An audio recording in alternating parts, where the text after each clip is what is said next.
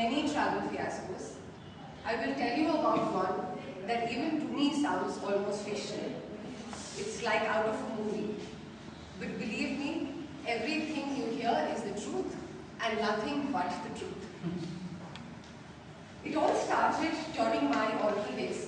This was during the 9/11 disaster actually, when two of my colleagues and I were checking in for our flight to our headquarters at Redwood Shores, California.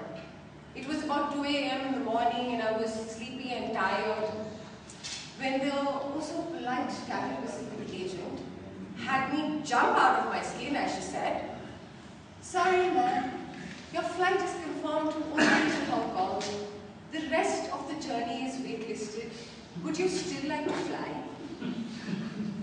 Excuse me? Waitlisted, did you say?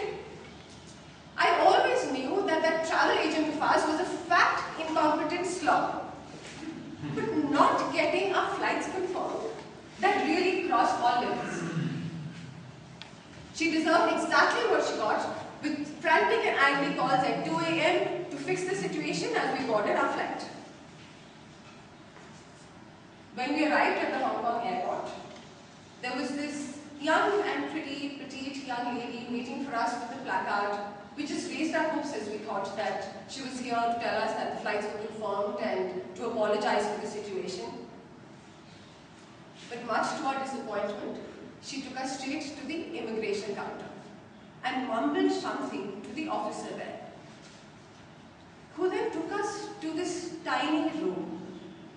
It was barely 200 square feet in size, filled with at least 50 Indians and Pakistanis. Did I tell you that this was right after 9/11? We were all there so those officers could discern which one of us was here to blow things up. Of all the scary times in my life, nothing compared to this. After all those horror stories of innocent people being shot and jailed, I had my heart in my mouth. They took our passports away from us and we spent endless hours just waiting for something to happen. Finally, after about 4 hours, I was called to a private room.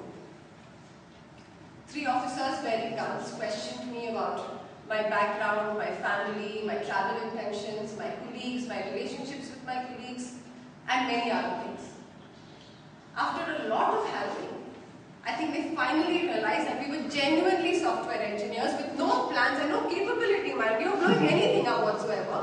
And they stamped our passports and they let us go. Exhausted but more relieved at being free, we checked in to the airport hotel.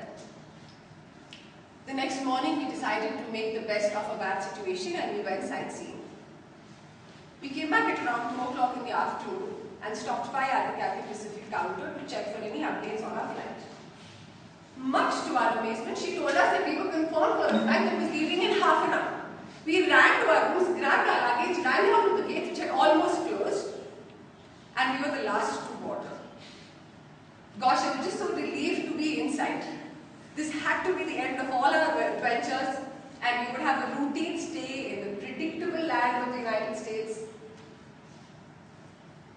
I spoke too soon.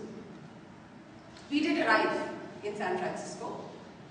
I cleared immigration, collected my luggage and looked around for my colleagues. But I found only Rajiv. My manager Krishna was nowhere to be seen. We thought that maybe he was stuck at immigration for some time, so we waited for him. But an hour went by and there was no sign. Helpless, I went to a car and explained what had happened. How could somebody just disappear like that? Could he have been jailed and detained or something? He couldn't possibly have been kidnapped. The officer made some airport announcements, but there was no response. He then went to the immigration counter to check, but he found nothing. He finally gave up and told us to go home and get some rest and file a missing persons report report the next morning if he still didn't show up.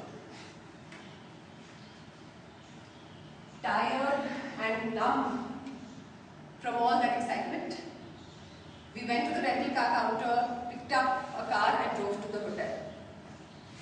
When we arrived, there was a surprise waiting for us. Our manager, for better or worse, was alive and well, and for no apparent reason, had decided to leave us hanging at the airport while he took a cab to the hotel.